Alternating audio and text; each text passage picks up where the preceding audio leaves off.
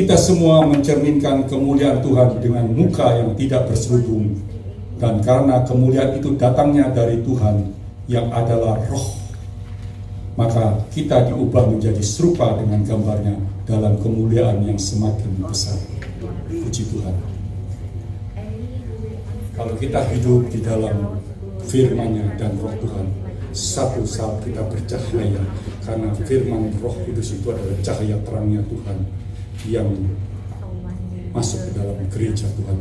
Maka waktu kita percaya, kita akan serupa sama, tidak ada yang terselubung lagi kita. Muka dengan muka kita berhadapan. Kalau tidak seperti dalam Wahyu pasal pertama ayat yang ke waktu Rasul Yohanes berjumpa dengan dua, tersungkur dia. Saudara tidak akan bisa berjumpa dengan yang terang kalau saudara hidup masih remang-remang. Kalau kita masih hidup antara gelap, abu-abu antara terang dan gelap, kita tidak akan bisa berjumpa, karena kita pasti hangus. Musa waktu berdiri di atas gunung Horeb, waktu dia berjumpa dengan Allah, dia harus menutup seluruh mukanya dia. Kalau enggak, dia akan terbakar. Tuhan itu berjalan dari iringan saja, tidak bisa kita. Kebenaran firman Tuhan yang terang, kalau kita memang hidup mau terang, waktu firman Tuhan ditampilkan cuma ada dua. Mengakui, ya Tuhan, aku orang yang berdosa, ampunilah aku, dan aku kembalikan. Atau kita mundur meninggalkan. Kalau kita tidak bertahan di dalam kebenaran manusia kita, suatu saat kita akan keluar dari ruangan ini. Karena Anda tidak akan tahan lewat kuat kuasanya firman Tuhan yang terus-menerus mengalir di dalam hati, menyucikan, membersihkan. Daging makin hari tidak bersuara sampai sempurna, seperti yang firman Tuhan katakan. Semua dan kita semua mencerminkan kemuliaan Tuhan. Jadi kemuliaan Tuhan ada di dalam hidup kita, perkataan kita, pikiran kita, perasaan kita, mata hati kita. Di dalam kitab Matius pasal 6, mata adalah pelita hati. Kalau mata pelita hati itu gelap, gelaplah seluruh hidupmu. Mata kita ada mata jasmani, ada satu lagi mata rohani kita. Kalau mata jasmani kita buta, masih ada mata rohani kita yang bisa melihat terangnya firman Tuhan. Suatu hari seorang pendaki berkata, waktu sama-sama naik di atas gunung, dua-dua naik, seorang sampai di atas, seorang masih di perjalanan. Yang di atas berkata, alangkah indahnya, dia berkata. Tapi yang di tengah-tengah gunung berkata, apa indahnya di depan saya batu, karena dia hanya melihat waktu mendaki belum sampai di atas puncaknya. Berat, luka-luka semua. Tapi yang sumpah, satu orang yang sudah sampai di atas, dia berkata, alangkah indah, karena dia menginap lembah-lembah yang begitu indah. Dia lihat mata dengan mata dia sendiri jelas. Tapi yang masih berjuang, kita memang saudara masih sakit setelah berjuang. Tapi satu saat Anda berjumpa dengan Yesus, waktu Anda sampai bertemu dengan Tuhan, kata, alangkah indahnya. Salah satu hamba Tuhan di Indonesia seringkali saya dengar juga katakan, saya yakin kalau di surga juga lebih indah dari dunia ini, dia katakan. Saya juga mengatakan amin. Dulu saya berpikir, surga itu gimana, tiap hari cuma nyembah tuh. Apa enaknya hidup seumur hidup hanya cuma nyembah tuh. Kalau Tuhan bisa menciptakan dunia begitu indah, kalau Anda berjalan-jalan di Laguna Beach, di Hawaii, apa segala, atau di Bali, wah indah kan. Tapi setelah pulang susah lagi kita, lihat sedih lagi kita. Tapi nanti saudara, saya tetap akan menggambarkan bagaimana menceritakan indahnya waktu kita berjumpa.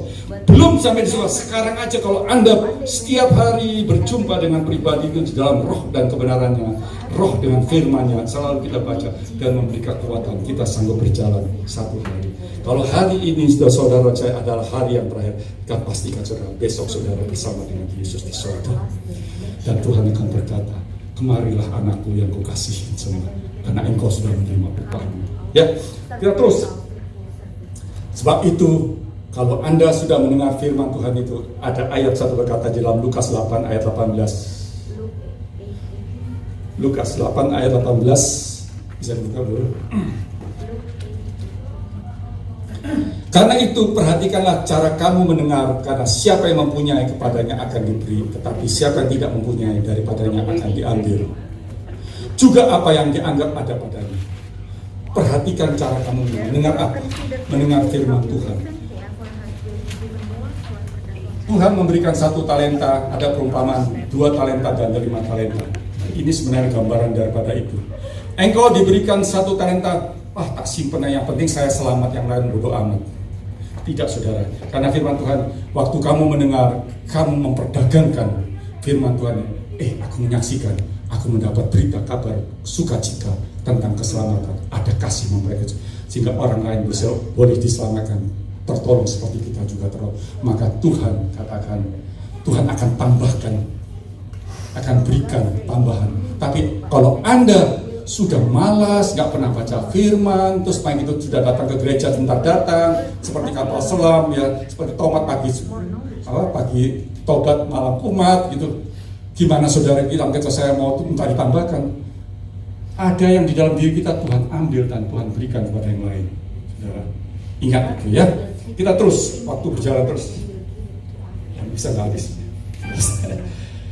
Ketiga, gadis-gadis yang bijaksana itu dia membawa pelita juga minyak Roh Kudus dalam buli-buli, maka gadis atau mempelai wanita itu menjaga dan memelihara pelitanya tetap menyala sampai hari kedatangan Tuhan Yesus untuk masuk dalam pesta kawin. Tujuan kita menjaga, karena di dalam firman Tuhan ini katakan dia membawa pelita itu. Jadi kita ayat 6-7, saya ulang lagi baca di dalam yang ketiga, kita di dalam Matius pasal 25 tadi. Ayat 6, 7, dan 10. Demikian bunyinya. Waktu tengah malam terdengar suara orang berseru, mempelai datang, songsonglah dia. Gadis-gadis itu pun bangun semuanya lalu membereskan pelitanya. Ya, dia bereskan pelitanya, semua bangun. Tadi saudara, karena kelamaan saudara nunggu Tuhan sudah 30 tahun itu, Tuhan kok nggak datang-datang. Dari dulu dari kecil saya dengar Tuhan Yesus akan datang, kok sampai sekarang akhirnya terlalu lama, tertidur kita di dalam ayat kelima. Tapi pada hari ini saudara dibangunkan kembali. Ada berita, mempelai datang, songsonglah dia. Gadis-gadis itu pun bangun semuanya lalu membereskan pelita mereka. Dan yang ke-10, akan tetapi waktu mereka sedang pergi, ayat 6, 7, 8. Gadis-gadis yang bodoh berkata kepada gadis-gadis yang bijaksana, berikanlah kami sedikit dari minyakmu itu, sebab pelita kami hampir padam. Nah, ini sini perbedaannya.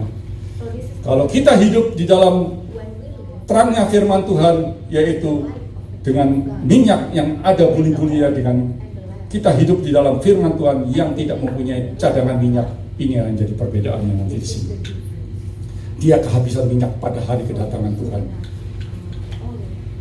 Dan keempat, ayat 8 dan 9, 11, 12, demikian dunia. Kemudian datanglah juga gadis-gadis yang lain itu dan berkata, Tuhan, Tuhan, bukakanlah kami pintu. Tetapi ia menjawab, aku berkata kepadamu, sesungguhnya aku tidak mengenal kamu. Siap saudara ya, kalau pada waktu ini Tuhan berkata, seperti dalam Matius pasal 7. Matius pasal 7 ayat yang ke 30, berapa itu? 33 atau berapa itu? Matius 7 pasal 23. Pada waktu itulah aku akan berseru terang kepada mereka dan berkata, aku tidak pernah mengenal kamu, enyahlah daripadaku, kamu sekalian pembuat jahat. Kenapa Tuhan mengatakan ini? Karena kita tidak punya minyak. Dan pada saat untuk berjumpa Tuhan, pintu surga sudah tertutup. Jangan sampai sore siang hari ini kita orang-orang yang tertinggal. Tidak semua orang menyebut kata Tuhan, Tuhan. Ayat 21, bukan setiap orang yang berseru kepadaku, Tuhan, Tuhan, akan masuk ke dalam kerajaan surga, melainkan dia yang melakukan kehendak Bapa-Ku. Apa kehendak Bapa-Ku? Saksikan, beritakan kabar keselamatan. Waktu Anda untuk memberitakan kabar keselamatan, Anda tidak akan bisa memberitakan kabar keselamatan kalau hidup Anda tidak di dalam kebenaran. Anda tidak dapat memberitakan kabar keselamatan kalau hidup Anda tidak di dalam sucikan. Orang yang hidup di dalam kebenaran dan kesucian, di dalam mulut mereka anak Tuhan ada firman. Ada firman. Waktu Tuhan dicobain, ada firman. Jadikan batu-batu ini roti, kata Tuhan, ada firman. Bukan hanya oleh roti manusia boleh hidup, tapi oleh karena firman Tuhan. Jatuhkan kamu dari atas tapak atap yang paling tinggi. Ada firman. Semua ada firman. Oleh sebab itu hiduplah sebagai anak-anak Tuhan di dalam terangnya Roh Kudus, terangnya firman Tuhan, di dalam urapannya Roh Kudus, supaya hidup kita sampai fajar matahari menyingsing, sampai terang itu datang. Waktu itu berkata dalam yang kelima, Wahyu yang kelima ayat yang ke-13 yang berkata, karena itu berjaga-jagalah, sebab kamu tidak tahu akan hari maupun akan saatnya. Firman Tuhan berkata, berjaga-jagalah, kamu tidak tahu kapan saatnya. Oh, saya masih muda, 40 tahun, 50 tahun. Saudara saya 42 tahun dipanggil Tuhan. Berapa teman saya belum sampai 50 dipanggil Tuhan, bertemu dengan Tuhan. Persoalannya apakah bertemu dengan Tuhan? Yang jelas dia sudah pergi mendahului kita. Tapi kita yang masih kesempatan pada siang ini duduk bersama-sama saya, kita punya kesempatan. Tidak semua yang ada di dalam tempat ini, kata firman Tuhan, lewat kematian. Tapi Tuhan akan ubahkan satu kali kelak untuk menyongsong yang kita pernah dengar, ada pertemuan di udara. Itu yang kita tuju sekarang. Kalaupun tidak berjumpa Tuhan di udara di dalam keadaan hidup, tapi kita dipanggil dalam keadaan tidur sekalipun, kita tahu pada satu hari waktu kebangkitan, sebelum orang diangkat ke surga, yang mati dibangkitkan lebih dahulu, dan kita akan bersama-sama mereka ada pertemuan di udara, dan Tuhan akan membawa kita di dalam suatu namanya The Holy Holy Place, langit bumi baru, kerajaan 1000 tahun. Di Wahyu 19 nanti saudara pulang baca, di mana Tuhan menjadi raja dan saudara dan saya memerintah bersama-sama dia selama ekstra 1000 tahun. Sebelum Anda masuk kepada surga yang kekal, Tuhan memberikan satu ekstra bersama-sama pemerintahan dia 1000 tahun. Minggu ke-70 Daniel, nanti itu pelajaran, nanti waktu dalam pelajaran tabernakel mungkin saya jelaskan. Ada minggu ke-70 Daniel, di mana itu minggu di mana kita hidup bersama dengan Tuhan 1000 tahun. Tapi orang-orang yang hidup di dalam minggu ke-70 Daniel itu hidup di dalam penuh kesucian, penuh dengan kemuliaan Tuhan. Baru kita bisa berjumpa dengan dia.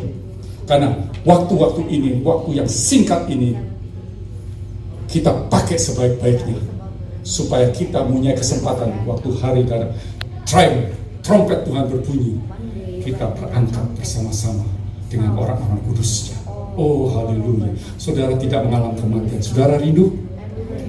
Saudara rindu. Demikian saja. Dan penutup daripada firman Tuhan ini, Wahyu 19 kita baca yang terakhir, ayat yang ke-9. Dan saya minta pemain musik datang dan menyanyikan.